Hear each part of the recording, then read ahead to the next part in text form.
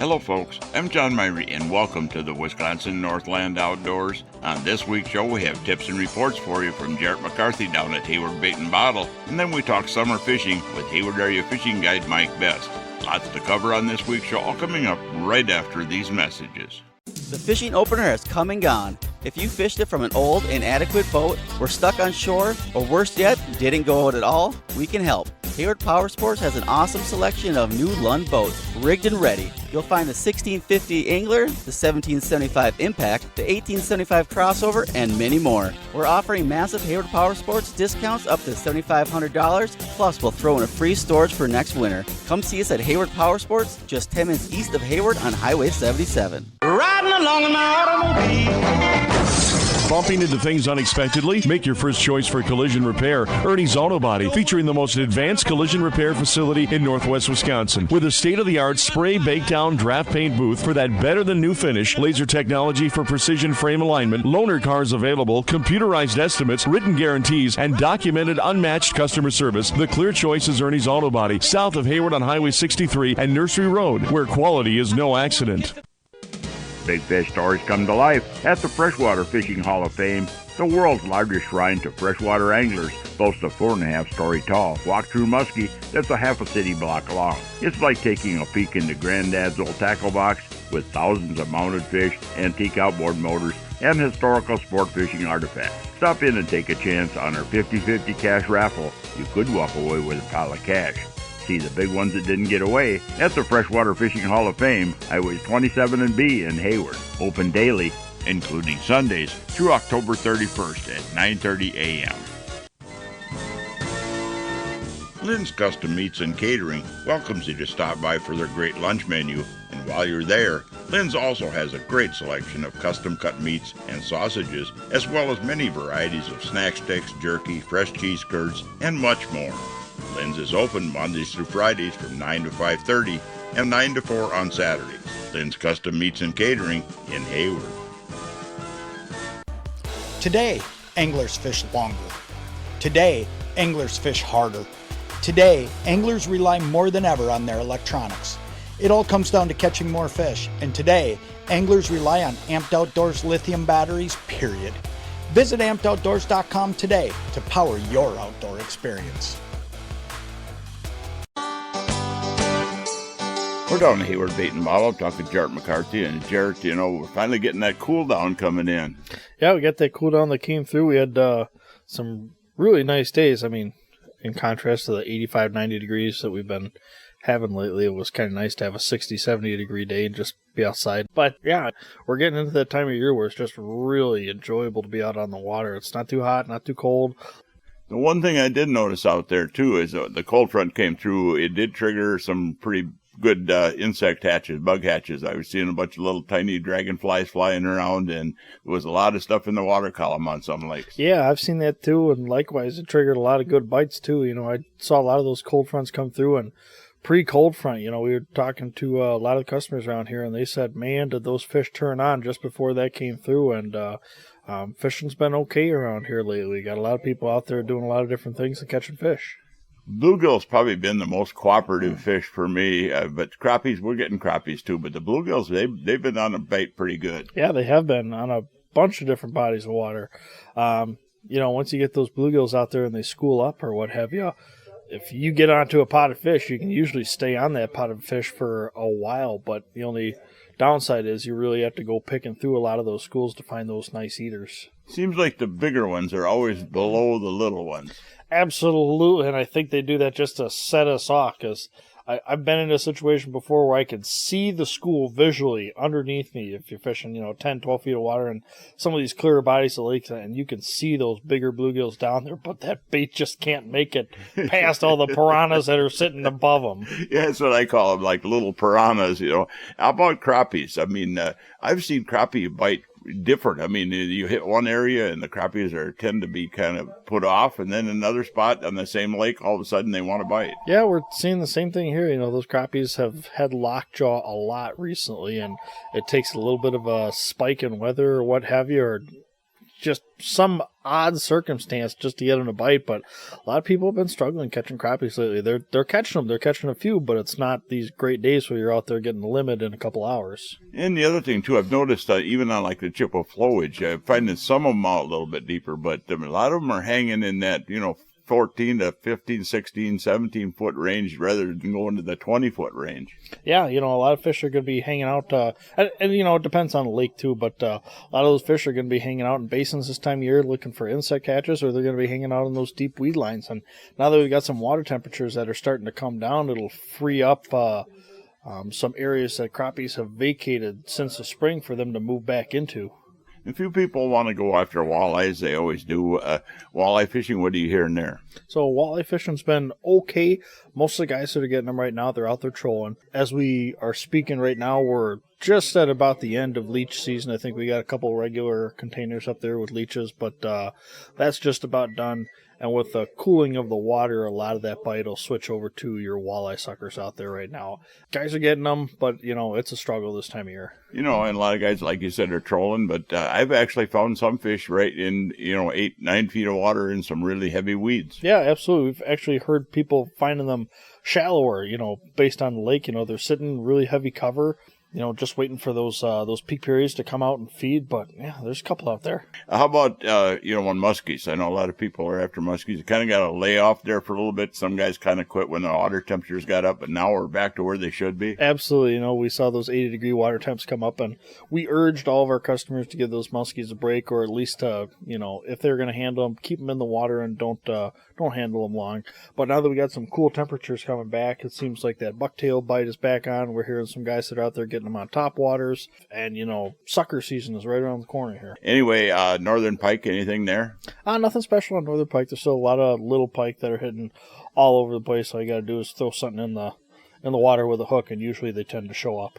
And lastly, let's talk a little bit about bass fishing. What are you hearing on largemouth? Largemouth and smallies, we're hearing a lot of these fish. They're out in those mid depths, those 10 to 21, 22 feet. Depends on the lake and what you've got for cover. There'll be some fish on weed lines, some fish are on rocks, looking at points or what have you.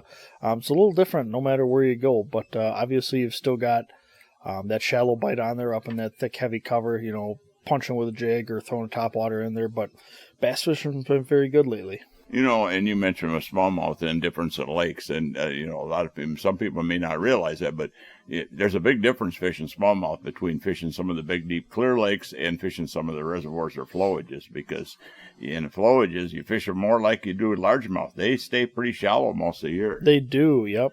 You'll see a lot of, a handful of those bigger smallies. They tend to boogie out a little bit deeper or what have you. But, yeah, with those darker bodies of water, smallies tend to stay up shallow for a long time in the year. They've got cover up there, they've got food up there, so there's no real push unless you get some heavy boat traffic or what have you to send them out into deep water. And smallmouth are along docks and trees and structure. Yeah, absolutely. Where there's food for one kind of bass species, usually it'll overlap the other.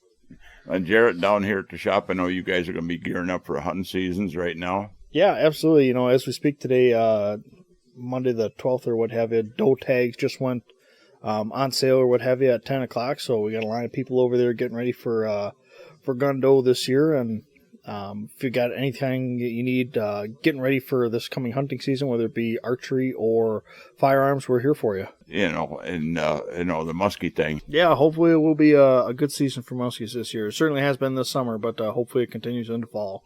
Well, Jared, I want to thank you for taking the time with our listeners here. Yep, thanks for having me again, John. Well, folks, we need to take a break right now and hear from some of the fine sponsors that make this show possible every week. When we come back, we'll be talking summer and late summer fishing with Hayward Area Fishing Guide Mike Best. So stay tuned. We'll be back right after these messages.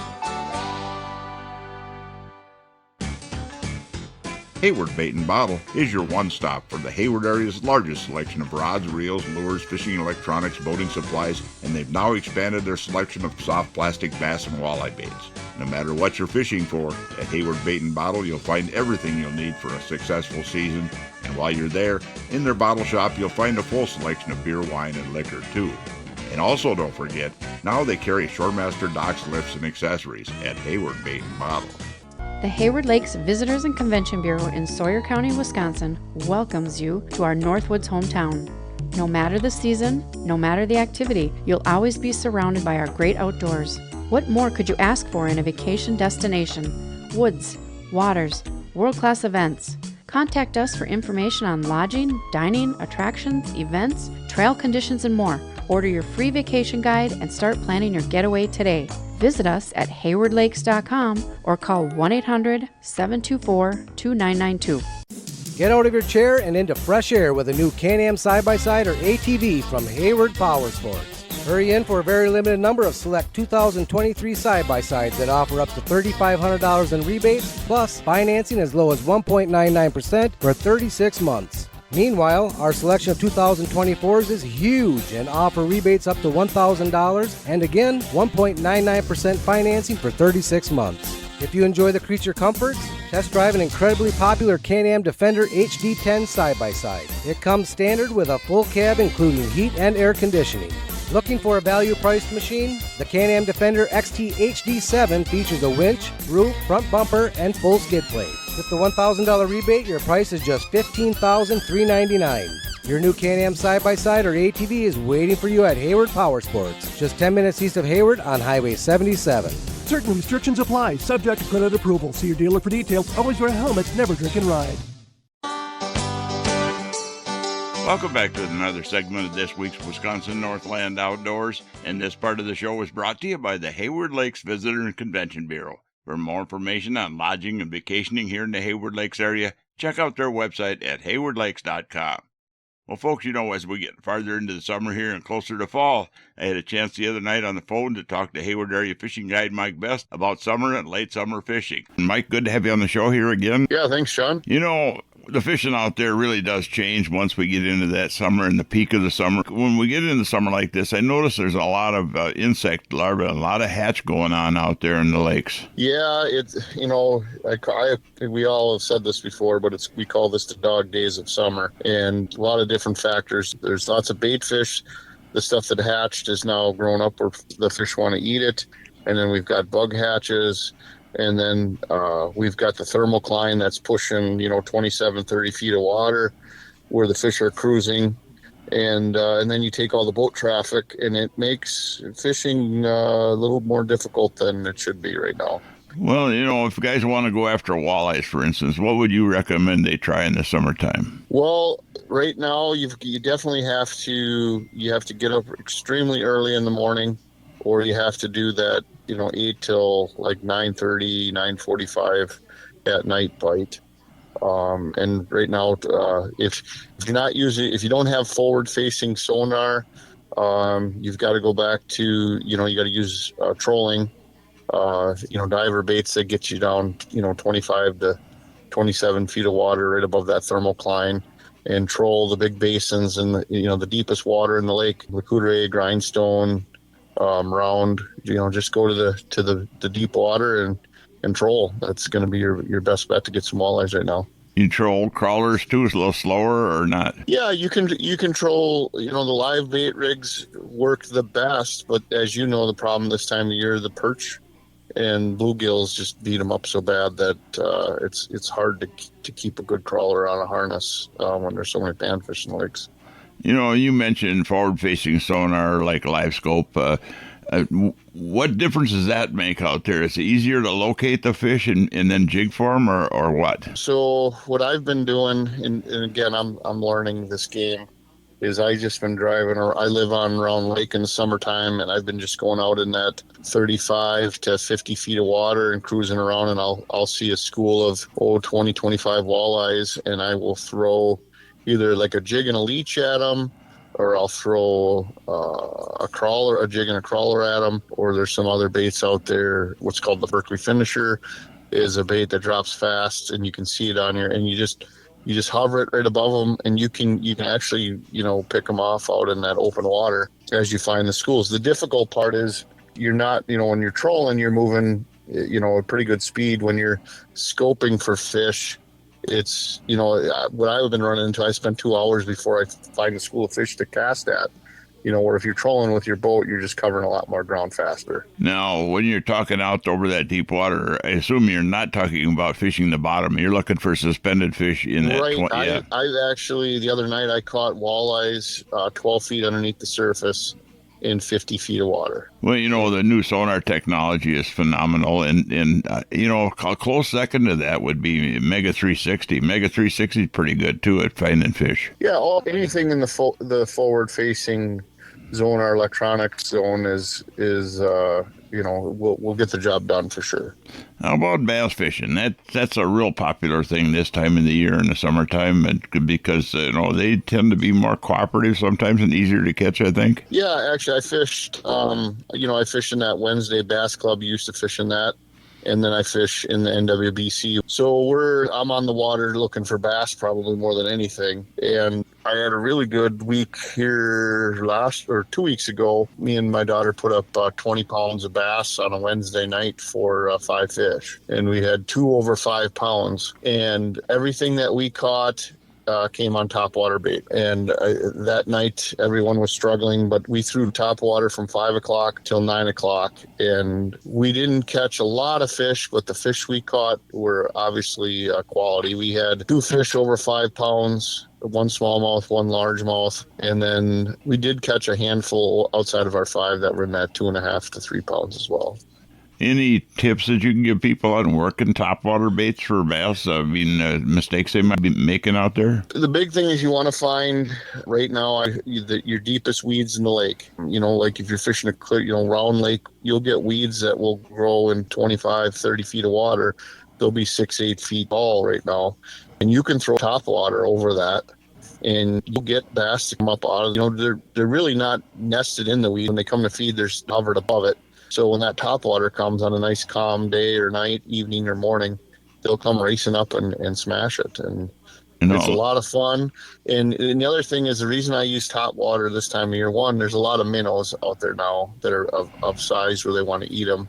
But also, this time of year, the weeds get so thick that it's so hard to throw, a jig in there or a worm or anything that can keep it in the strike zone, where that topwater is always in the strike zone over them weed beds. A lot of people just assume that you got to be over real skinny or shallow water to throw topwater baits, but that is not true. No, honestly, especially throwing with the forward-facing zoner, I have caught smallmouth, and the same thing. They'll be chasing the bait the same places the walleyes are, and you can catch them in 50 feet of water throwing topwater. They're just cruising the surface or looking for food. Any particular type of topwater baits you like better for, say, smallmouth? Right now, for smallmouth, believe it or not, I like the darker colors, like even a black popar, or even I've got this one that looks like a frog. It's a green and black. Those 2 right now are my favorite baits for smallmouth. Yeah, and I assume that you're not just steady retrieving them. Typical smallmouth, you pop it and leave it set for a little bit or something? Absolutely. That's the name of the game. I throw it. And the other thing is you have to get distance on your cast. As you know, when you're guiding, and if you're throwing topwater and they're only throwing, 15, 20 feet from the boat, they're just not going to get the bites, especially when you're fishing these clear water basin lakes. You have to be able to cast, a great distance. And when it hits the water, you just let it sit there. You got to let it makes a splash, and you let it sit for 10 seconds, and then you twitch it, and then you twitch it again. And I'll do that, I'll retrieve that about maybe 10 feet. And if I don't get a hit, I reel it all the way back in and do it again. Now, the other problem that people have when they're fishing, you've seen this guide, is they keep throwing in the same spot every time.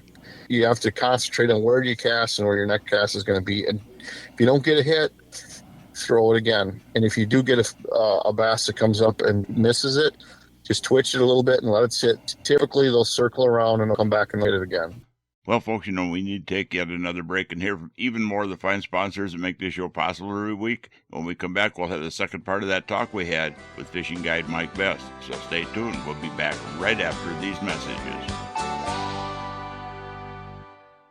Hey folks, come on over to Hayward Ace Hardware and check out the area's largest selection of firearms, ammo, and accessories. We carry top brands like Browning and Sig Sauer, and we have a great selection of the newest and hard-to-find models. We've got a large selection of ammo with more coming in daily. If you need a scope, we carry great brands like Leupold, Hawk, and EOTech, and we'll even mount it and bore sight it for you too.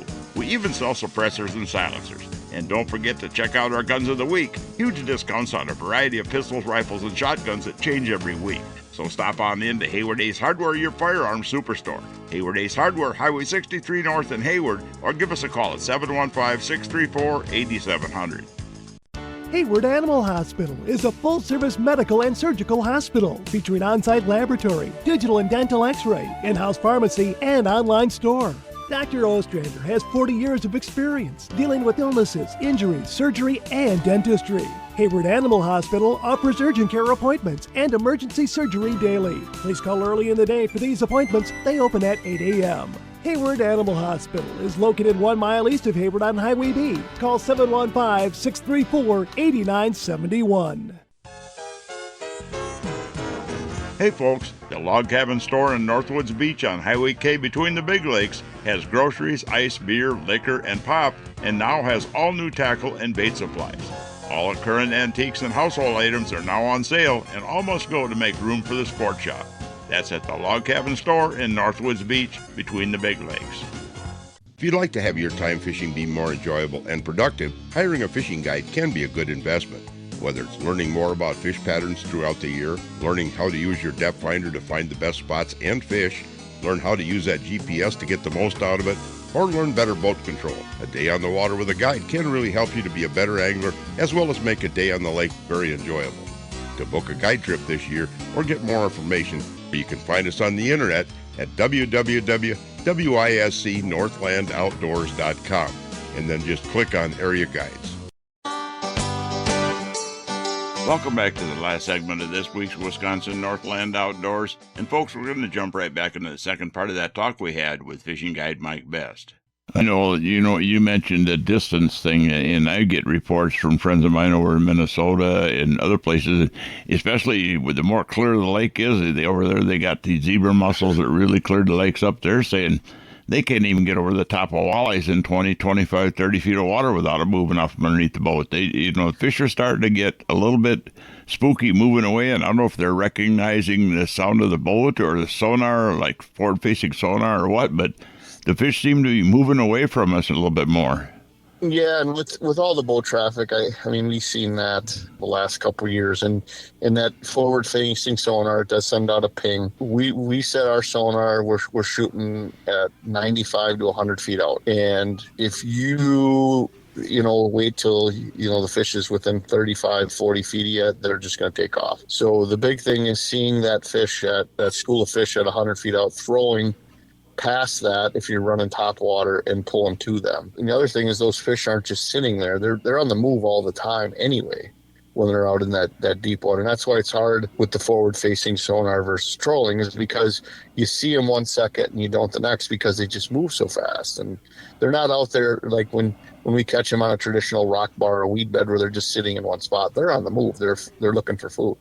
I know things have radically changed since that COVID stuff, because it used to be that you went on lakes like a Chippewa flowage and you saw more fishermen than you did pleasure boaters, and now it's the other way around. There's more pleasure boaters than there seem to be fishermen. Well, I agree and I disagree. I mean, this time of the year, July and August is definitely way more pleasure boating than there is fishermen. And even myself, I don't.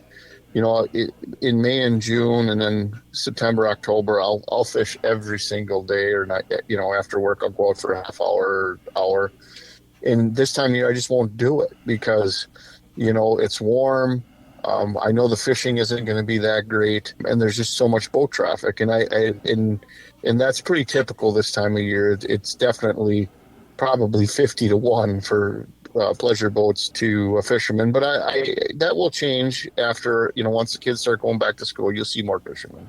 Once you get in the summer like this and people struggle and they start looking for guides and stuff because they're not catching walleyes and stuff. And the biggest thing I tell people is, the easiest thing out there to catch, you got bass for one, but the easiest thing is probably go after panfish. And, the panfishing remains pretty good right through the heat of the summer, I think. Yeah. And fish your better windows, Don't waste your time going out at 10 in the morning and fish until noon. or same thing, 3 o'clock till 6 o'clock. My biggest pet peeve of when I'm guiding, or even, I don't guide as much anymore. I just take a lot of my clients and friends fishing, and I'll pick them up at the dock at like 6 o'clock, and I'm like, okay, we're going to fish. And then at like 6:30, 7 o'clock, they're like, oh, we got to go back and eat dinner. And they always will miss the bite because they're worried about, having a meal or having a drink when the fish are biting. And you have to plan your day around the best times to catch fish. I know. And that's always going to be that last hour or the first hour. I know a lot of times it was for me, most of the time in the summer months, I try to schedule what I call afternoon evening trips. We start at, 3 o'clock-ish, somewhere's in that area, and we fish for, 5 hours, and we get an afternoon bite and we get an evening bite a lot of times, or an evening bite usually. But the one thing I've noticed over the years too is that as that day warms, there seems to be some kind of a bug hatch come up in the middle of the afternoon a lot of days, and the fish are active. There's a short bite window sometime between usually 2 o'clock and 5 o'clock, and then it kind of calms down for a long while, and then it's kind of you got to be there when the fish are going to be active. Yeah, and what we've done at the resort now with our guiding, I've got Noah guiding at the Grand Pines, and then myself when he's booked up. But we're not doing full days anymore, especially in the summer, just because it's a long day for the clients. And what we're finding, even if you're catching fish, it's just not as fun for them after 8 hours of being in the sun all day. So we've gone to just strictly half days, and we book the best part of the day to fish instead of doing a full day 8 hours. I know it's hard on people out there in that sun all day long. It seems like it's hotter out there when you're on the lake because that sun reflects off the water, and it just seems to cook you. But it's hard on the guides too out there, being out there for a full day from 8 to 5 o'clock basically. Right, and that's me and Noah have had that conversation that we want to create the best experience for our client, and we want to take them the best part of the day, and then at the end we're going to clean their fish for them and package their fish so that they enjoy it and they want to do it again. Even if you have a great morning and you fish all day and it's 85 degrees out and they come back sunburned and dehydrated, and then they've got to clean 100 bluegills, it's not going to be a good experience for the whole family. And that's kind of exactly why I went to the 5-hour afternoon evening trips, because you wind up with people that enjoy the experience a little bit more. They catch more fish, and a big thing I'm out there too is I tell people fishing is a learning thing. You should always be learning, and you should be learning from the guide you're out there with. Yeah, as you know, we've got two different clients. There's the clients that just want to go out, catch fish, have experience with their kids and the family, and that they'll